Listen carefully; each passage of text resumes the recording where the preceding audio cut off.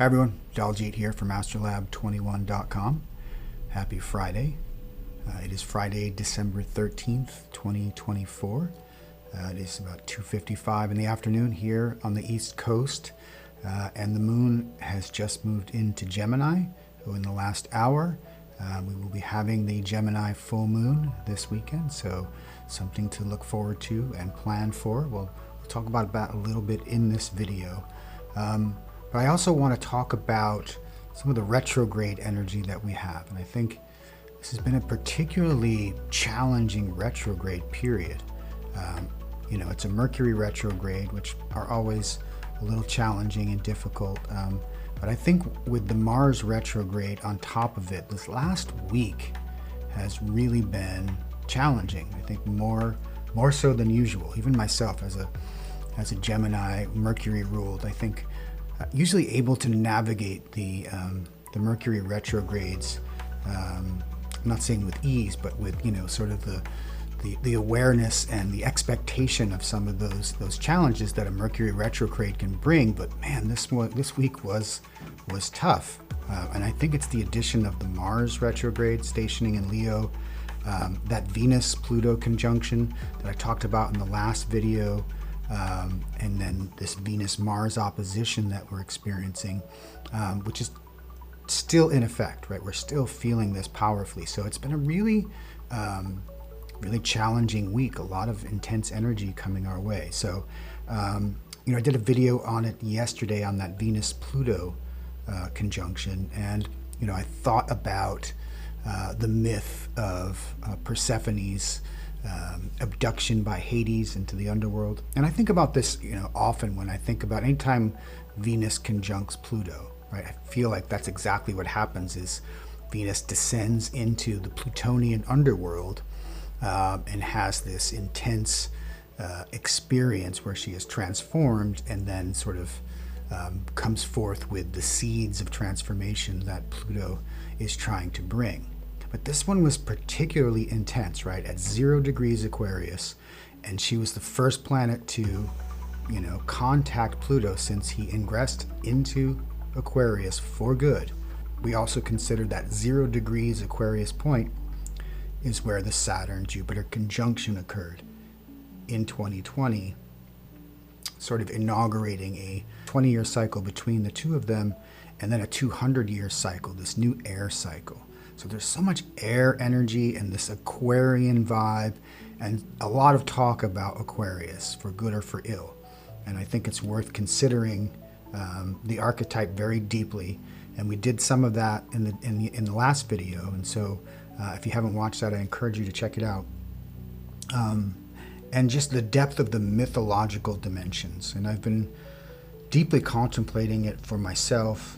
And I use that quote from Liz Green about, the rupturing of the psychic hymen was the language she used to describe this experience. And it keeps echoing in my mind, in my consciousness, and I'm really trying to feel into what is my own psychic hymen that has been ruptured, and what new consciousness is trying to emerge that is aligned with the energy of this new era that we're entering into. It is certainly something that is very palpable. I think a lot of people are feeling it. A lot of people who normally might not be sort of astrologically friendly are often looking to astrologers and the internet and going, there's a lot of what TF going on out there. So I think it's a poignant time, it's a potent time, and it's a good time to have astrology as a tool to help navigate through this, right? And we're not saying that astrology causes these things. What we say is that it's correlated, right? But any good rational scientist will tell you that correlation is not causation. But it's very interesting to watch the alignment and to really feel into the archetypal dimension. That's the invitation of astrology. So I'm going to look at a couple of other things that I think are really important in terms of this Mars retrograde in Leo and Mercury's retrograde in Sagittarius, because as I was looking at, there's a nice fire trine that they're forming right now, and we'll look at that when we pull up the chart. But it also maybe fresh from that experience of diving deeply into the mythology of Persephone and Hades. As I looked at the charts yesterday, it brought to mind the myth of Echo and Narcissus.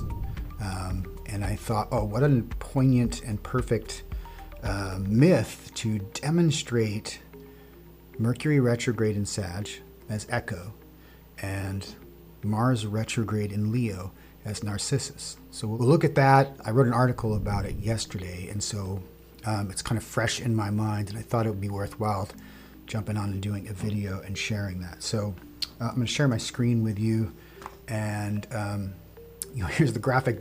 Funny thing happened. I posted this video on YouTube on Wednesday, and YouTube slapped a warning on me about my thumbnail being pornographic, which I had to kind of chuckle at. I did this this AI rendition of the classic image of Hades' abduction of Persephone here, and I took a sort of 21st century version of the myth, and I guess I got carried away with it, so I've now moved the graphic. But I just thought, oh, what a perfect example of the Saturnian control, Saturn ruling Aquarius and Capricorn, and the idea of the censorship of art. And I was trying to, emulate the art throughout the history of this myth, right? Like whether it's a statue here of this bare-breasted Persephone, or whether it's a painting. So I don't know, are we going to go around putting censors and blurring out the art in museums? Pretty telling of the times that we're in anyway. So I'm glad I don't have an art history channel on YouTube. That might be pretty challenging to do right now. Anyway, let's move on and talk about today's topic, where I want to talk about Echo and Narcissus, because I think it's super appropriate and gives us some deep insight into this retrograde energy. And I've got Mars retrograde in Leo here, but I also think it is pertinent to talk about Mercury's retrograde in Sagittarius as constellating, if you will, the myth of Echo, the nymph Echo as well. So we'll look at both of those. And, when we think about this Mars retrograde in Leo, and you think about that Mars energy, it's what we do. It's how we act in the world. It's potent, it's virile, it's aggressive. It has this strong desire nature. It is the action hero of our chart. And so wherever Mars is in our charts, wherever Mars is in the sky, it's bringing that energy. And it can be kind of an immature energy. Mars is that instinct, if you think about it as the ruler of Aries, has sometimes an impulsive, immature nature to it. Now, when it goes through the sign of Leo, a fire sign, a masculine sign, it's quite happy to be moving through Leo, and it takes on all of Leo's sort of dramatic and creative and demonstrative nature. That fiery Martian quality just gets enhanced. It gets amplified, and it can be bombastic, it can be bossy. It has this great enthusiasm. But when Mars stations retrograde and stands still and now is moving backwards, it becomes more reflective, if you will. It softens a little bit. And I thought, what an interesting thing about Mars as being reflective, right? And this is what made me think about the myth of Narcissus, right? Because he's a hunter. The myth is he's out hunting, and he kind of gets separated from his band of hunters and wanders off and finds the nymph Echo, who falls in love with him, but ends up falling in love with his own reflection. And so we think of Mars stationing and becoming more reflective, and it's as if Mars has been distracted from his mission, the hunter, right, his focus in Leo, and now is sort of self-reflective and finds himself reflected in this pool, and falls in love with his own image, right? And if we look at some of the qualities of Leo here, we could see how that could be demonstrated. It's a very self-focused, self-centered sign. It can even be selfish. It can be arrogant. There's a vanity that can come from this sign. So I think it's interesting to consider this archetype in that way, and it's something I did. I wrote an article on this. It's up on my website, and if you're interested in reading, you can check it out there. I also publish on Medium, so if you are a subscriber there, it's there as well. But as I was considering, we'll talk about Mercury retrograde as Echo, but if we think about Mars and this notion of what happens when Mars is retrograde, right? It's a challenge to our understanding of our personal identity and how we assert ourselves in the world. You think about Leo, right? What does it do? It craves recognition and validation, often through, dramatic or creative displays. So when Mars is retrograde, the outward drive here to be recognized and to be acknowledged turns inward, right? So we're in this time of excessive self-focus. We may be preoccupied with how we are perceived, which can cause this paralysis in taking action, a fear of failure. We think about this psychologically. I think it's very interesting to consider. What is this Mars retrograde in Leo forcing us to confront in ourselves? And I think it comes down to questions about self-worth and authentic self-expression. Right? It's a beautiful way of thinking about this retrograde, right? And we ask these questions, right? Are we driven to be genuine desire to share our light? Or are we caught in the trap of seeking external validation, right? It's just such a poignant question. I think it's one I'm asking of myself. I'm not saying I'm not above this. It's like, where am I being too self-engrossed, too narcissistic, too selfish? Where am I worried about how I'm going to be seen, right? Am I dimming my own light in order to fit in and to get validation, in my community, in my family, in the world, online, on these videos, right? What is this Mars retrograde trying to get me to more deeply reflect upon?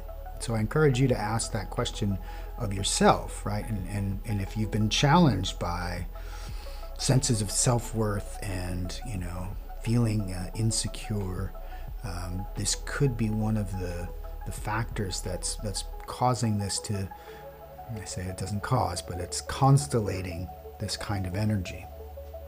So one of the things that I love about Leo as an archetype, I think in its purest expression, is, that complete freedom of the inner child. Like, Leo's associated with children and with creativity and procreativity. And, maybe this is an invitation for us all to get in touch with our own inner child, right? And then I talk about this a little in the article. It's that innocent version of ourselves that existed before the development of our rigid ego structure.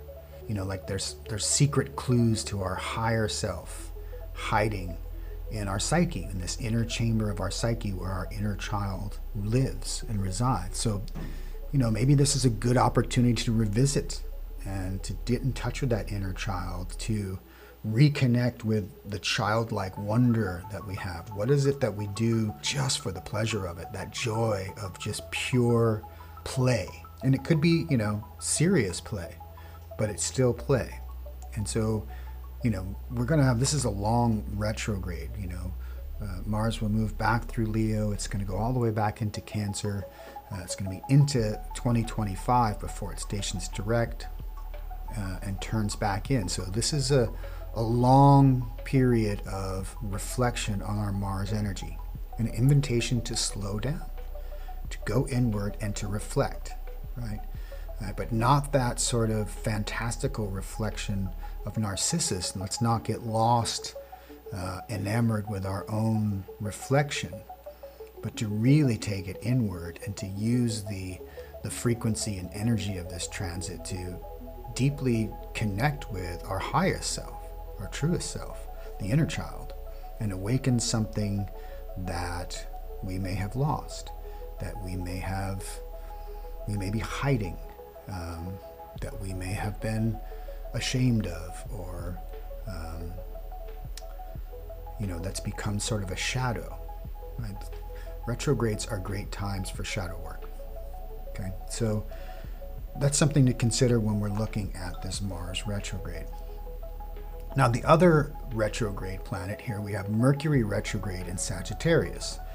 And, I think this is, one of the reasons perhaps that this retrograde has been a little more difficult than normal is that Mercury is considered to be in detriment when it's in Sagittarius, right? We think about it being, the opposite sign away from Gemini where it rules. So anytime a planet transits the opposite sign of one of its ruling signs, it's considered in detriment, right? And Jupiter is in Gemini and was opposing Mercury, and so which is in detriment in Gemini. So that's added, I think, to the degree of difficulty that I think this particular Mercury retrograde has caused us over the last couple of weeks.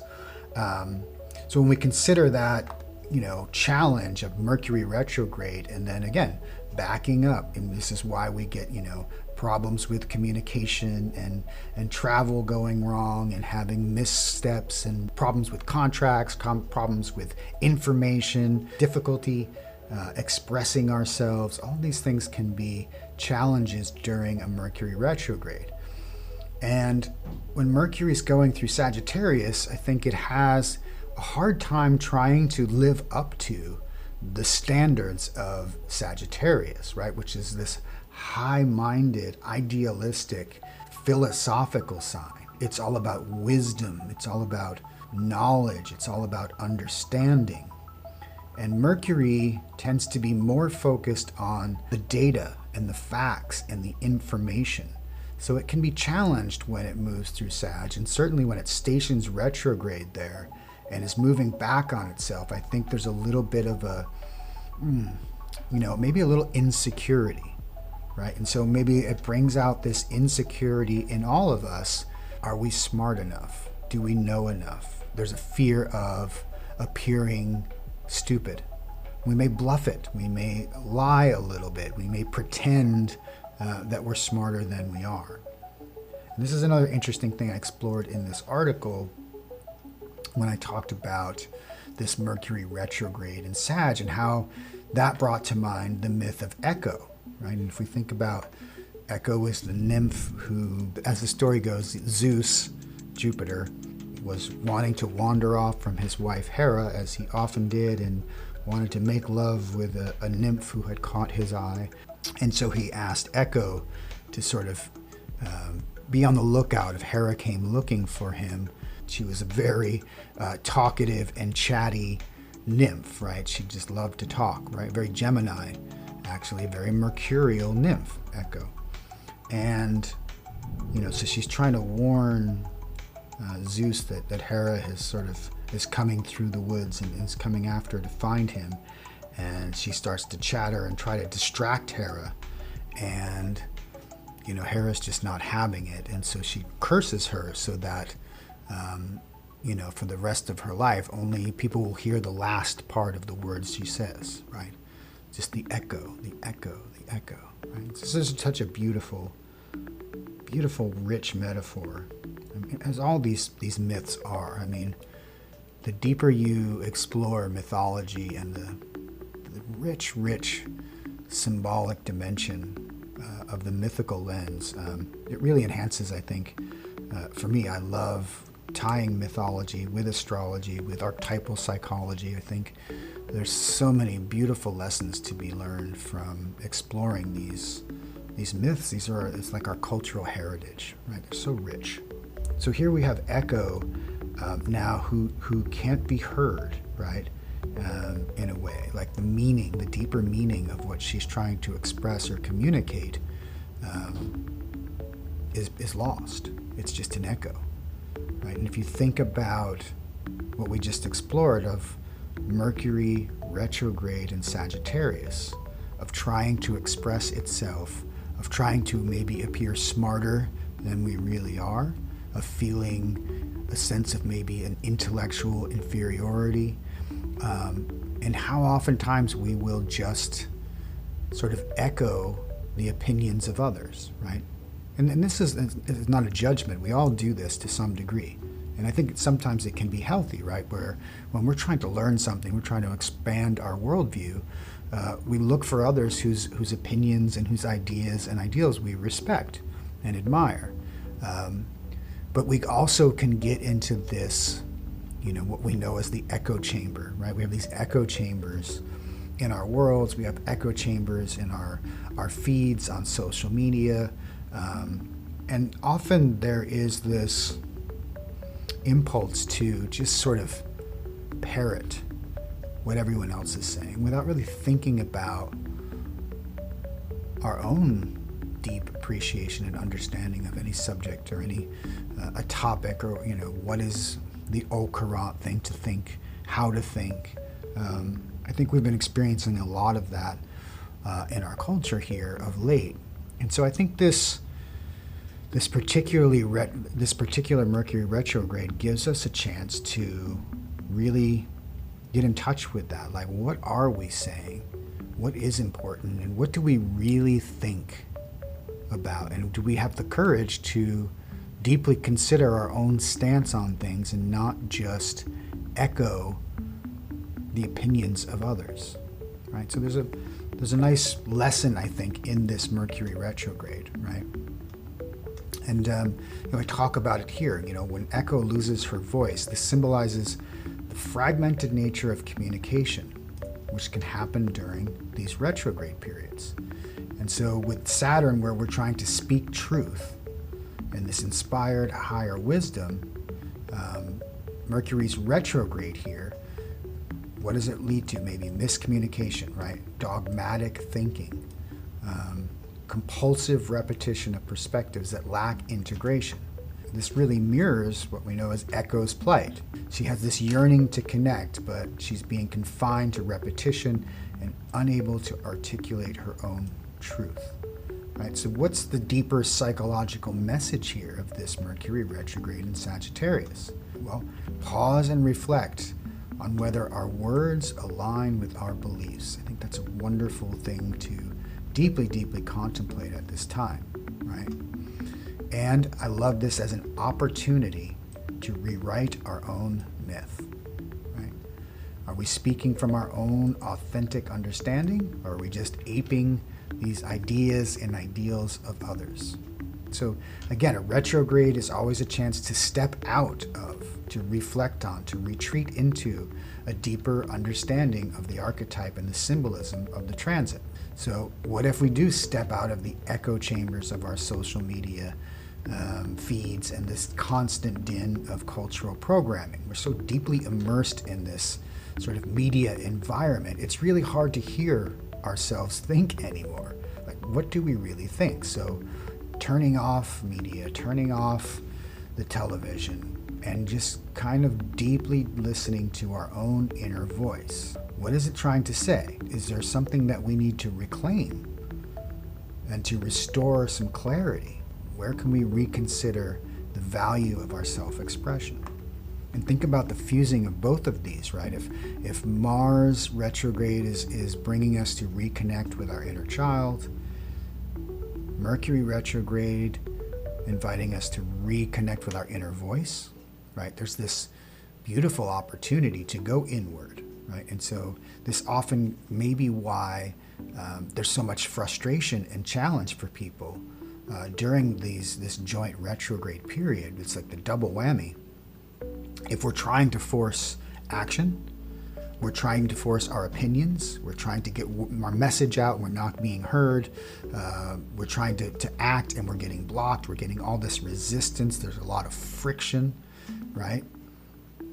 Maybe it's the universe just saying, chill, Winston, right? Step back, right? This is a time of reflection. It's not a time for moving forward, and it's a beautiful time of the year, the most wonderful time of the year, right? To just deeply reflect and to retreat a little bit, to come back into ourselves and really contact our deepest, highest self. Right? This is the wisdom of the myth. This is the wisdom of the transit. So I invite you to do that. And so we'll just take a look at the chart just so you can see what's going on here with this transit? Now, as we've been talking about, Mars retrograde in Leo and Mercury retrograde in Sagittarius. But what's really nice is that if we think about the North Node here in Aries, there's a really nice, what we call a fire trine going on between these retrograde planets and the always retrograde North Node. Quite powerful. And so there's an easing when we get this kind of configuration. The trine invites us to a softer experience. It doesn't have to be, it's not like the hard aspects of squares and oppositions. The trines tend to be more harmonious. And so there's this harmonious energy between these two retrograde planets, particularly now in this trine with the North Node in Aries. And this is really a final opportunity because, early in 2025, the nodes are going to shift. We're going to leave Aries and Libra. We're going to move into Pisces and Virgo. And boy, that's going to be a whole different sort of frequency, right? And so we've had this year and a half of finding a new direction, of finding our new magnetic north. Through Aries, something new is being born, right? And so this is a beautiful time to really reflect on what's culminated for you over this last 18 months and really go inward. Take this opportunity, this retrograde energy, and really, really get focused on what is the new direction I want to go in my life. If you have a new direction, this is a great time to articulate it, to reflect on it, right? And not to act, but to go inward and to recalibrate in many ways, to reclaim some of the the innocence and the creativity and the deepest layers of ourselves, in order that when it does move forward, right, when this energy shifts in 2025, and boy, we are going to have a shift, right? When they say shift happens, shift is about to really happen. But here's a wonderful chance to align with these energies in a way that will cause us less friction, less difficulty, less challenge. This is why I love using astrology as a tool, as a practical tool, right? So, it's been difficult, but I feel like, and we also have there's like a double trine here. If we look at Pluto with the South Node and with the Moon just coming into Gemini, I mean, this is really quite a, I would say, delicious configuration, like this double trine. We've got an air trine and a fire trine. Right, so it could be a little, we could get a little carried away. There's no water, there's no earth, so it can be a little ungrounded, a little untethered. But it's really, as we spoke of in these archetypes, right? That Mars and Leo going inward, like this notion of rekindling your internal fire, like in the belly, right, and in your heart. Your passion? What are you passionate about? What do you deeply, deeply care for, right? What do you want to nurture? What do you want to support, right? Leo has that like generosity of spirit, right? It's time to go inward maybe and do some deep self-care, some deep self-nurturing, so that when Mars comes forward and back into Leo, back in 2025, when all the other energy is shifting, we'll be aligned with that frequency, and we'll have done the inner work that will allow us to then express it outward. That's how you use astrology in these transits and these archetypes, in my mind anyway. So good energy for going inward. Now we'll see that December 15th we're going to get the new moon in Gemini. So this, I think, is going to be sort of a culmination in many ways of this whole lunation, right? If you think 2 weeks ago when we had the new moon in Sagittarius, now we get a Gemini full moon. And so all of that mercurial energy that we've been talking about sort of comes to a culmination. And so again, this idea of really getting to our inner truth, I think, is going to be a beautiful opportunity under the auspices of this Gemini full moon. So you can see how everything sort of connects. If we're really in touch with what Mercury is trying to get us to, a deeper appreciation of our intellect and our wisdom, and trying to fuse these opposites, can we integrate the information with the wisdom?